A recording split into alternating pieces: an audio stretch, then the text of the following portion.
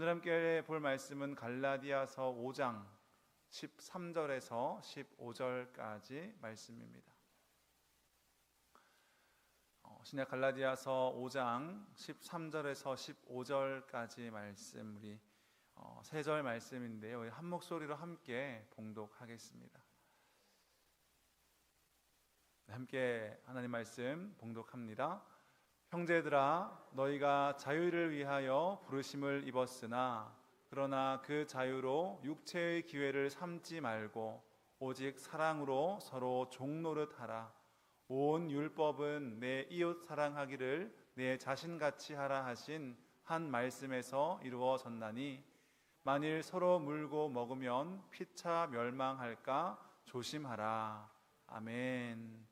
우리 옆에 있는 분들과 한번 이렇게 인사하겠습니다. 사랑합니다. 축복합니다. 인사하겠습니다. 네, 우리는 자유라는 말을 좋아합니다. 저희 집 아이들이 저녁에 오늘 숙제 안 해도 된다라는 말을 들으면 얼마나 좋아하는지 모릅니다. 숙제를 미리 한 날이거나 혹은 이제 가족끼리 시간을 보내려고 오늘은 숙제 없다, 저녁에 실컷 놀자라고 얘기하면 너무 좋아하는 것이죠. 직장인들도 이 자유라는 말을 좋아할 겁니다. 내일 출근 안 해도 됩니다, 이런 말을 들으면 너무 기분이 좋겠죠. 또 우리 어머니들은 남편이 혹은 자녀들이 밖에서 밥을 먹고 들어온다고 하면 상상만 해도 행복하시죠. 웃음이 입에 번지시는 것 같습니다. 그래서 저희 이제 아빠와 함께하는 캠핑 광고를 처음 한 날 어머니들이 사무실로 찾아오셔서 그렇게 아이들과 남편을 보내고 자유시간을 가지려는 그런 마음이 좀 보였던 것 같습니다. 그런데 가만히 생각해 보면 우리가 생각하는 자유라고 하는 것이 이런 뜻인 것 같습니다. 내가 하고 싶은 대로 할 수 있는 것, 누구의 간섭도 받지 않고 내 감정이나 내 욕망을 억압하지도 않고 내 권리를 내 스스로 마음껏 누릴 수 있는 것이 자유다라고 생각하는 것이죠. 물론 자유라는 말에는 그러한 면이 있습니다. 나를 묶고 있던 것에서 풀려나는 것, 나를 누르고 있는 것에서 해방되는 것이 자유인 것이죠. 그런데 성경이 말하는 자유는 무엇일까요? 다시 말씀드리면 성경이 우리에게 자유를 말한다고요? 라고 질문할 수도 있겠습니다. 왜냐하면 많은 사람들이 이 기독교라는 것을 떠올릴 때 아주 답답해하기도 하고 숨막혀 하기도 하기 때문이에요. 하지 말라는 것도 많고 하라는 것도 많습니다. 교회 다니면 술도 못 먹어, 주말에 여행도 못 가, 주일에 돈도 쓰지 말라고 해, 또 헌금을 해야 됩니다, 예배에 와야 됩니다, 주중에도 여러 가지 많은 일들로 교회에 나오십시오라고 불러내고 또 기도해야 됩니다, 성경 읽어야 됩니다. 해야 할 것, 하지 말아야 할 것이 참 많기 때문입니다. 그런데 오늘 성경 말씀은 주님께서 우리에게 자유를 주신다라고 말씀합니다. 5장 1절 말씀에도 그리스도께서 우리를 자유롭게 하려고 자유를 주셨으니 라고 말씀하고 있습니다. 그렇다면 이 성경이 말하는 자유라고 하는 것은 과연 무엇일까요?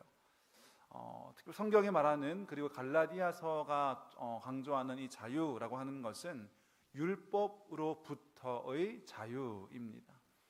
율법으로부터의 자유라는 것은 이런 뜻인데요, 하나님께 우리가 사랑을 받기 위해서, 하나님께 인정받기 위해서, 하나님께 받아들여지기 위해서 율법을 행할 필요가 없어졌다라는 것이 율법으로부터의 자유입니다. 우리는 율법으로부터의 자유라고 하면 더 이상 율법을 지키지 않아도 된다라고 생각하는 경향이 많지만 그것은 반은 맞고 반은 틀린 말입니다. 우리는 하나님께 사랑받기 위해 율법을 행할 필요가 없어졌습니다. 그 말은 우리가 하나님께 사랑받게 하기 위해서 우리 대신 예수님께서 모든 율법을 다 지키고 이루셨기 때문입니다. 다시 말하면 이 율법을 지키는 것이, 율법이 우리와 하나님과의 관계를 결정짓는 열쇠가 더 이상 아니다라는 말씀입니다. 우리가 율법을 지켜서 하나님께 사랑받는 것이 아닙니다. 하지만 이 말이 우리는 더 이상 율법을 지키지 않아도 됩니다. 하나님의 뜻대로, 하나님 말씀대로 행하지 않아도 됩니다 라는 뜻은 아닌 것입니다. 예를 들어 볼까요? 우리 부부관계를 예로 들면 이렇게 설명할 수 있을 것 같습니다. 저와 저희 아내가 결혼을 했습니다.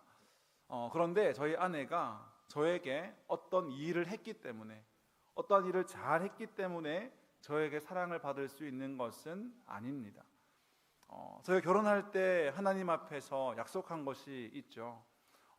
우리가 흔히 듣는 멘트들처럼 검은 머리가 팥불이 될 때까지 끝까지 배우자를 사랑하겠습니다 라고 우리가 약속하지 않습니까? 그 약속은 어떤 뜻이냐 하면 무슨 일이 있든지 간에 서로를 실망시키기도 하고 서로에 대해서 실증이 나기도 하고 어쨌든 어떤 일이 있든지 간에 끝까지 서로를 사랑하기로 약속하는 것이 결혼의 언약인 것입니다. 여기에 다른 어떤 조건은 아무것도 있지 않습니다. 밥을 잘해야 한다든지 돈을 이만큼 벌어와야 된다든지 그러한 조건이 없이 그저 상대방을 나의 배우자로 삼고 끝까지 무슨 일이 있어도 사랑하겠습니다 라고 약속하는 것이 결혼인 것이죠. 그래서 이 약속은 서로에게 자유를 줍니다. 무슨 일이 있어도 상대방이 나를 사랑해 줄 것이라는 확신이 이 약속에 담겨 있기 때문입니다. 나를 떠나지 않을 것이라는 이 약속이 우리에게 자유를 주는 것이죠. 그런데 이렇게 약속했다고 해서 이 약속을 했기 때문에 바람을 펴도 된다거나 내 마음대로 모든 것을 해도 된다는 뜻은 아니라는 것을 우리가 아는 것처럼 율법으로부터 자유롭게 되었다라는 이 말도 율법을 행하지 않아도 하나님 뜻대로 살지 않아도 된다는 말이 아닌 것이죠. 율법을 행하며 살아야만 하나님께 인정받는 것이 아니지만 하나님은 우리를 사랑하시기 때문에 우리가 율법을 잘 지키기를 원하시고 우리가 말씀대로 살기를 원하십니다. 하지만 우리가 율법을 어긴다고 해서 우리를 버리시는 것이 아니다라는 겁니다. 결혼의 언약처럼 하나님도 우리와 맺으신 그 언약 때문에 우리가 하나님의 법을 어긴다고 해서 율법을 범한다고 해서 말씀대로 살지 못했다고 해서 우리를 버리시고 우리를 포기하시는 것이 아니라 끝까지 우리를 사랑하시겠다고 약속하셨습니다. 그리고 우리가 율법을 즐거워하며 지킬 때까지 우리를 인내하고 참아주신다라고 말씀하십니다. 여기에 우리의 자유가 있는 것이죠. 내 어떤 실수 때문에, 내 어떤 행동 때문에, 내 어떤 잘못 때문에 하나님의 사랑이 끊어지지 않는다라는 것을 알 때 우리는 비로소 참된 자유를 누리며 살아갈 수 있는 것입니다. 그 자유를 가지고 살아갈 때 우리는 두려움이 사라지고 오히려 기쁨으로 우리의 삶을 주님께 드릴 수 있게 되는 것입니다. 실수해도 실패해도 끝까지 기다리시겠다고 약속하신 하나님이 우리에게 계시기 때문입니다. 그런데 우리는 자꾸만 이 자유를 가지고 하나님을 기쁘시게 하기보다 내 욕심과 내 욕망을 따라 살고 싶어 하는 것이 우리의 본성입니다. 그것이 아닌 건 알지만 이 자유를 가지고 하나님을 사랑하기보다 하나님을 섬기기보다 내가 원하는 것을 어떻게 하면 더 많이 할 수 있을까를 꾀하는 것이 사람의 모습인 것이죠. 그게 바로 오늘 13절의 말씀인데요. 13절의 말씀에도 이렇게 말씀하고 있습니다. 형제들아 너희가 자유를 위하여 부르심을 입었으나 그러나 그 자유로 육체의 기회를 삼지 말고 오직 사랑으로 서로 종노릇하라 라고 말씀합니다. 분명 자유가 주어졌는데 그 자유를 잘못 사용하는 것에 대해서 말씀하고 있는 것입니다. 어떻게 잘못 사용합니까? 앞서 말씀드린 것처럼 이제 더 이상 율법이 필요 없는 것처럼 하나님의 말씀과 뜻이 더 이상 우리의 삶에 중요하지 않은 것처럼 그렇게 살지 않아도 되는 것처럼 살아가는 것이고요. 무엇이든 할 수 있고 어떤 말이든 할 수 있고 내가 어떤 선택이든 해도 괜찮다라는 그런 방종으로 살아가는 것을 경고하고 있는 것입니다. 여기서 육체의 기회라고 하는 말씀이 나오는데 육체라고 하는 것은 단순한 몸을 뜻하는 것이 아니라 하나님 없이 자기중심적으로 반응하는 옛사람의 본성을 가리키는 것입니다. 그리고 기회라는 말은 어떤 발판, 구실, 출발점이라는 뜻인데 정리하면 주님께서 주신 그 자유가 육체의 욕심을 이루는 발판이 되지 않도록 그렇게 되지 않도록 경계하십시오. 주님 주신 자유를 육체가 원하는 것을 추구하는 디딤판 삼아서 그렇게 살아가지 않도록 조심해야 합니다라고 말씀하는 것입니다. 하나님께서 우리에게 너무나도 귀한 자유를 주셨는데, 하나님께서 주신 자유는 육체적 소욕을 마음껏 추구하면서 모든 제약과 통제에서 자유로운 상태, 마치 무정부 상태처럼 내가 원한다면 무엇이든지 할 수 있다고 생각하는 그런 자유가 아니다라고 하는 것입니다. 우리가 자유를 오해하면 안 된다라고 말씀하고 있습니다. 그러면 그 자유를 어떻게 쓰라고 말씀하고 있습니까? 오늘 말씀 보면 13절 하반절 말씀에 오직 사랑으로 서로 종노릇하라 라고 말씀합니다. 사람을 사랑하는 기회로, 사랑할 수 있는 기회로 이 자유를 선용하라 라는 뜻입니다. 자유라고 하는 것은 하나님께서 우리에게 주신 구원의 중요한 목적 가운데 하나이고 너무나 귀한 것입니다. 우리가 인생을 살아가면서 굉장히 가치 있고 귀한 것을 얻게 되면 그것을 아무렇게나 쓰지 않겠죠. 그 가치와 귀중함에 걸맞게 잘 쓰고 싶어 할 것입니다. 이처럼 이 귀중한 자유를 육체가 원하는 것대로, 내 고집대로 내가 좋아하는 것을 마음대로 할 수 있는 그런 핑곗거리로 변질시키지 말고 사람을 사랑할 수 있는 기회로 삼으십시오라고 바울은 우리에게 권면하고 있는 것입니다. 우리가 살아가는 세상은 어떠한 세상입니까? 세상은 사람보다 일을, 영적인 것보다 물질적인 것을, 관계보다는 이익을 더 중요한 것처럼 가르치는 세상입니다.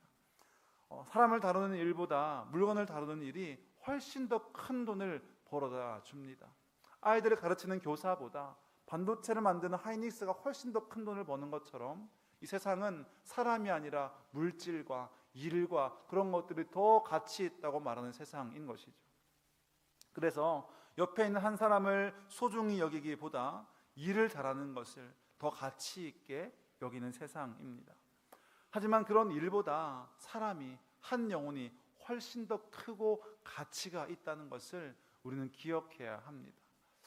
우리가 잘 아는 말씀처럼 예수님께서는 이렇게 말씀하셨습니다. 한 영혼이 천하보다 귀하다.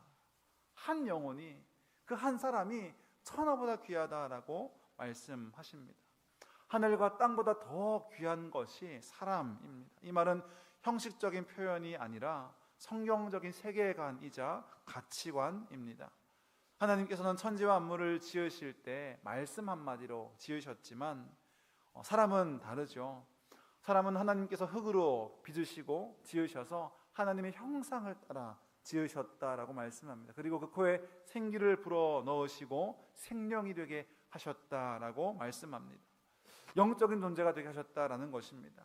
그래서 사람은 그래서 천지와 만물을 위한 도구가 아닙니다. 천지와 만물보다 더 중요한 존재로, 더 가치 있는 존재로 한 사람 한 사람을 만드셨다라는 것입니다. 그래서 한 사람은 이 세상 그 어떤 것보다 가치 있고 중요한 존재입니다. 하나님의 형상이 그 한 영혼 한 영혼 안에 새겨져 있고 담겨져 있기 때문입니다. 그렇기 때문에 사랑하는 성도 여러분, 여러분의 자유를 천하보다 귀한 그 한 영혼을 위해 사용할 수 있는 그런 귀한 은혜가 있게 되기를 간절히 소망합니다.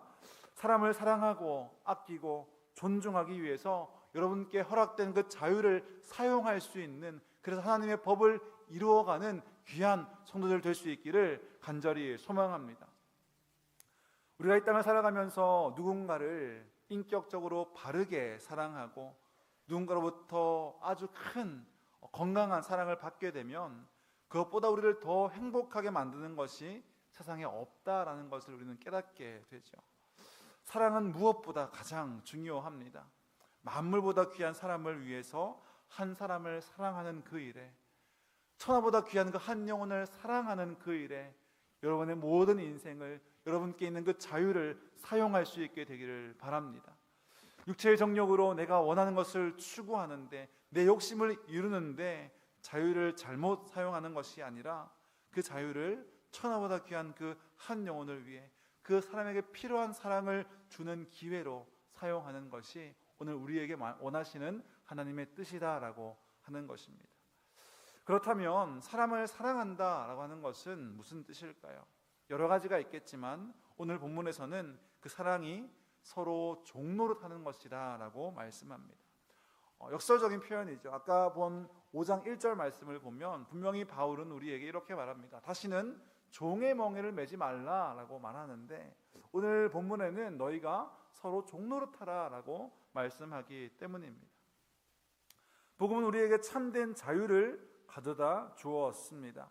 복음은 우리가 더 이상 율법에 육체에 매이지 않고 세상을 두려워하지 않고 이 땅에서의 삶이 전부인 것처럼 생각하지 않고 살아가도록 우리에게 자유를 주셨습니다. 모든 죄와 정욕과 죽음에서부터 우리를 자유케 하셨습니다. 그 자유를 가지고 내 육체를 위한 기회로 사용하는 것이 아니라 서로 종노릇하는 기회로 바르게 잘 사용하라고 말씀하고 있습니다. 이것이 바로 복음이 주는 자유를 누리며 살아가는 성도의 삶이기 때문입니다.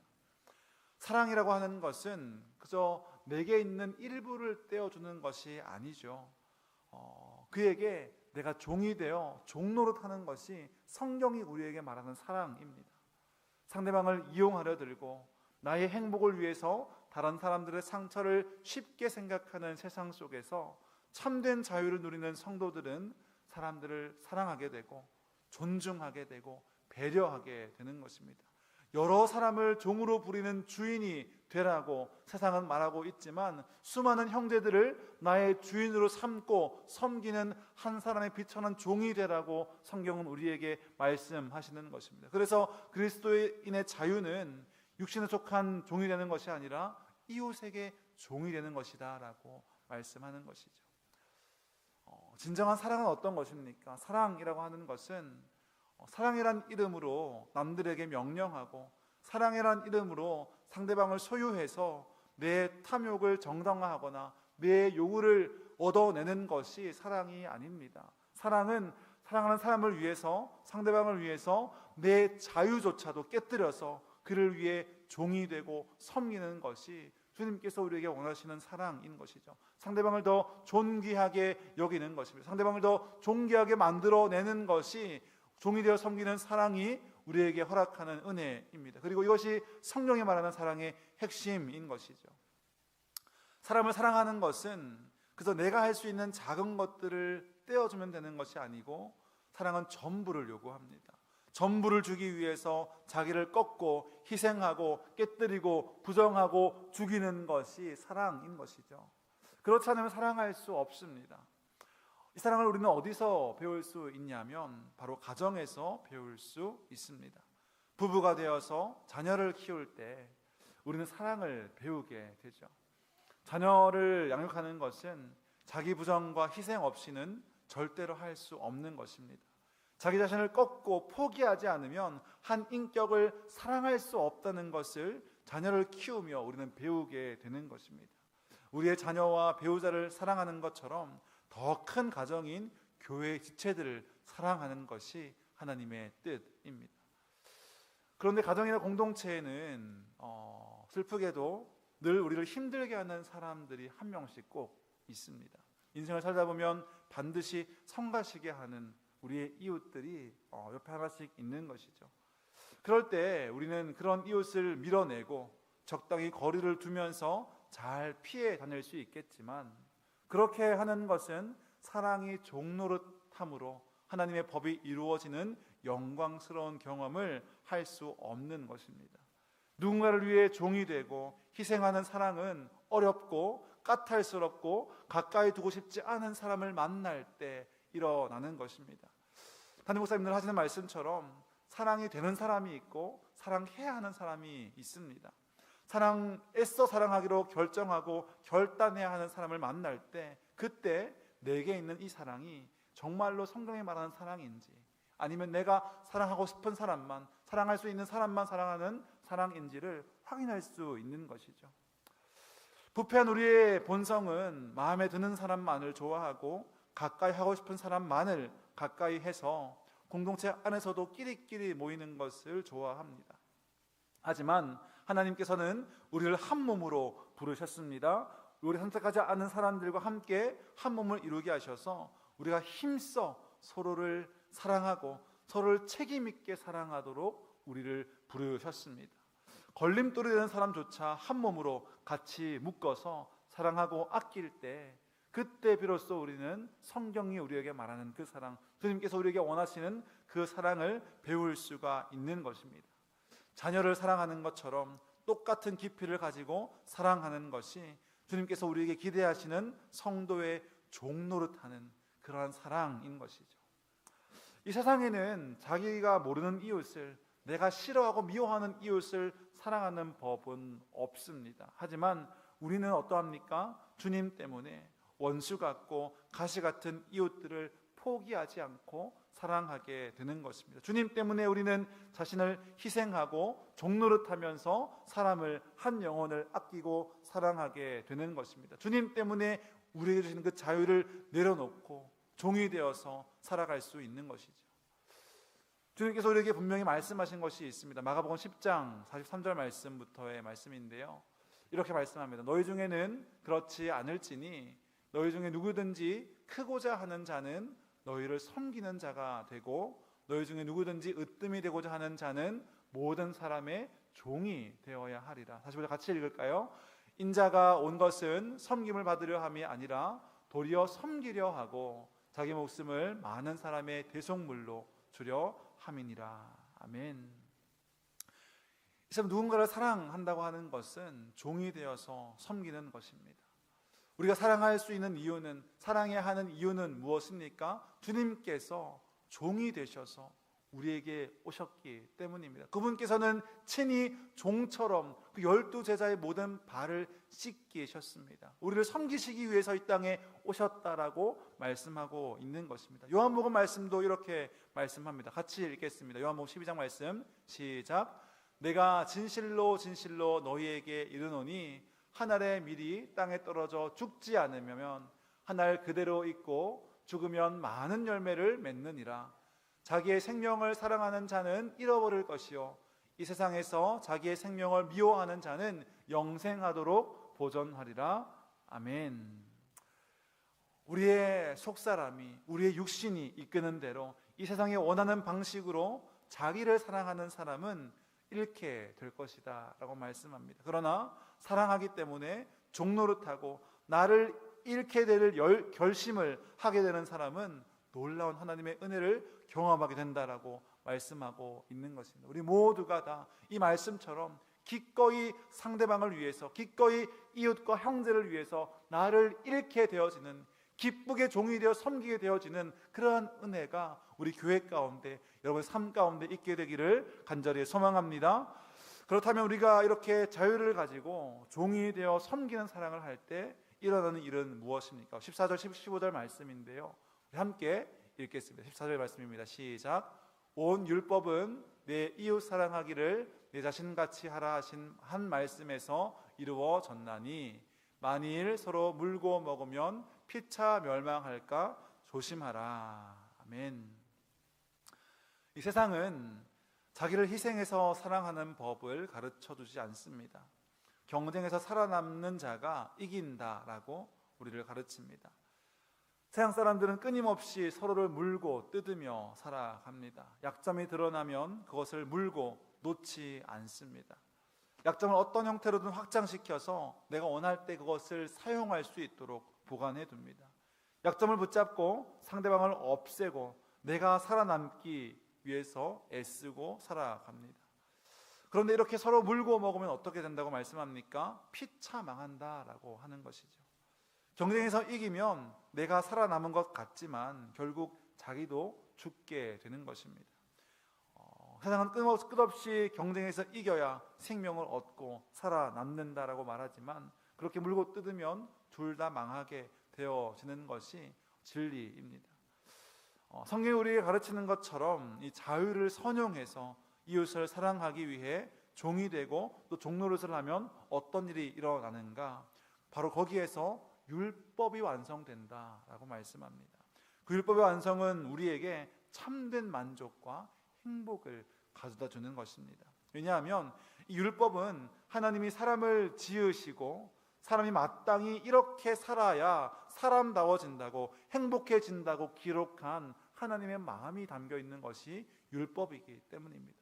율법은 우리를 얽매고 옥죄는 것이 아닙니다. 주님께서 지으신 이 세상이 그 사람들의 세상이 이렇게 살아가야지만이 사람다운 삶, 진정 행복한 삶, 진정 하나님의 형상을 닮아가며 그것을 이루며 살아가는 삶이 있다라고 말씀하시는 것이 율법이기 때문입니다. 우리는 하나님의 형상을 따라 지어졌기 때문에 하나님이 우리를 향해 가지고 계신 그 모든 뜻이 이루어지고 충족될 때 참된 기쁨과 만족을 누리며 살아갈 수 있습니다. 율법을 지키는 것은 그래서 할례를 받거나 어떤 여러 가지 조항들을 해내는 것에 있는 것이 아니라 나를 깨뜨리고 종노릇하면서 누군가를 사랑하는 바로 그 자리에서 하나님의 율법이 회복되고 완성되는 줄로 믿을 수 있기를 간절히 소망합니다. 바로 그 자리에 우리의 행복과 기쁨이, 우리의 만족이 있게 되는 것이죠. 우리에게는 분명히 내가 원하는 말을 할 수 있는 자유가 있습니다. 내가 행동하고 싶은 것들을 행할 수 있는 자유도 있습니다. 나를 위해 모든 것을 할 수 있는 자유가 우리 가운데 있지만 나를 위해 마음껏 쓰는 것이, 그 자유를 나를 위해 다 사용하는 것이 행복에 이르는 길이 아니다라고 주님 말씀하십니다. 행복이라는 것은 누군가를 사랑함으로 나를 깨뜨리는 것, 내가 기꺼이 누릴 수 있는 권리를 포기하는 것, 나의 모든 것들을 누군가를 위해 쏟아붓고 종이 되어 사랑의 본 사람만 누릴 수 있는 것이 주님께서 우리에게 예비하신 행복인 것을 믿으시기를 바랍니다. 그러면 질문하겠습니다. 우리는 과연 여러분들은 종이 되어도 좋고 내 자유를 다 희생해도 좋은 그러한 사랑을 하고 계십니까? 옆에 있는 한 영혼을, 한 사람을 주님께서 값을 주고 지불하신 하나님의 너무나 존귀한 사람인 줄 알고 그를 사랑하며 대하고 있습니까? 우리 모두가 이 참된 사랑을 통해서 율법을 완성하는 그러한 복된 통로로, 그러한 성도로 살아가는 저 여러분 될 수 있기를 간절히 소망합니다. 그래서 주님께서 우리에게 예비하신 참된 행복을 사랑을 통해서, 종된 섬김을 통해서 누리게 되는 은혜가 우리 모든 성도들 가운데 있게 되기를 간절히 소망합니다.